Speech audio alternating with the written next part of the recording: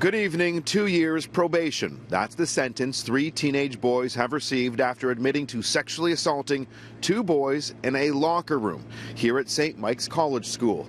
In my hand is the lengthy explanation, the written explanation, the judge gave today for the sentence that he came to. Now, we're going to get to this in just a moment, but first we begin with what was an emotionally charged day inside a youth courtroom. A warning: some may find the details of our story disturbing. The judge today, Justice Wiegand, made a very fair and just decision. Fair and just. Those are the words used today by one of the lawyers representing one of the 3 convicted teens. Moments before, Justice Bryant Wiegand handed down the sentences inside a packed youth courtroom. He asked if any of the teens had anything to say.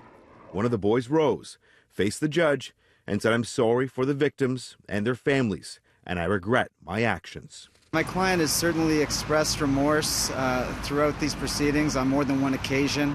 Though any feelings of remorse appeared to quickly be replaced with joy when the convicted youths learned that they were being sentenced to probation instead of being detained. The teens rose with their families, with smiles on their faces, and hugged one another. I would say that they're relieved. They look quite happy today. I would say that they're relieved. There was also a lot of tears in the courtroom. 2 lawyers representing one of the victims in a civil lawsuit against St. Mike's sat in at the sentencing. We're disappointed that he didn't receive one of the boys in particular didn't receive a custodial sentence. In an unusual move, the judge declined to read his decision to the courtroom and, more importantly, to the 3 convicted teenagers. He claimed he didn't have the time and didn't want to be misquoted. Justice Wiegand did release his decision in writing, calling the offenses before the court very serious, though he also wrote in part, "The psychological assessments lead me to conclude that all 3 boys are excellent candidates for rehabilitation." The justice also turned his focus on the media coverage, writing, "In spite of the fact that we actually have other serious charges to deal with in this building, the media has decided this is the case that requires society's focus. And I think it's safe to conclude that these young persons have heard society's voice loud and clear." We live in Canada, and our country clearly creates separate rules and an entire separate act that we have to conform by when we're dealing with youths. Tragically, there's still 2 teens who were sexually and physically assaulted. Video of one of them being sodomized and raped with a broomstick is likely still saved on smartphones.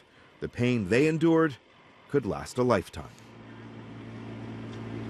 And 2 years probation is the maximum probation sentence a minor can get. They also have to abide by a lengthy list of conditions. Now, some of those conditions include that they're not allowed to talk to any of the victims, they're not allowed to speak with the co-accused, and they're also not allowed to be in contact with any of the members of the 2018 St. Mike's football team. Now, they're also going to have to take some courses on subjects like victim compassion, consent, sexual consent, social media, sexting, and child pornography.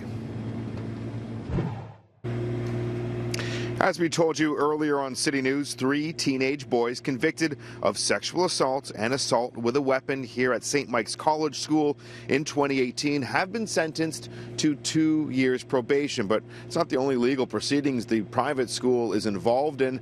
One of the victims is also suing St. Mike's. Earlier, we caught up with that victim's lawyers at the juvenile courthouse as they discussed the civil case in front of them. For the last 20 years, there has been a culture of bullying. We've spoken to witnesses who are the subject of that bullying, and we're alleging that St. Michael's either knew about it or ought to have known about it, and it's astounding that it was allowed to go on. If you're supposed to be safe anywhere, it's supposed to be in school. And this young man wasn't safe there. The fact they didn't notify police when they first heard about the incident, what does that say to you? Well, It suggests, a circle the wagons type of mentality, that they may have wanted to protect themselves first rather than protect their students. I mean, that's what it suggests to me. Now, the 3 teens all underwent psychological assessments, and as part of his reason for sentencing today, the justice listed, and I quote, that the youths entered an entrenched culture of bullying and hazing at their school.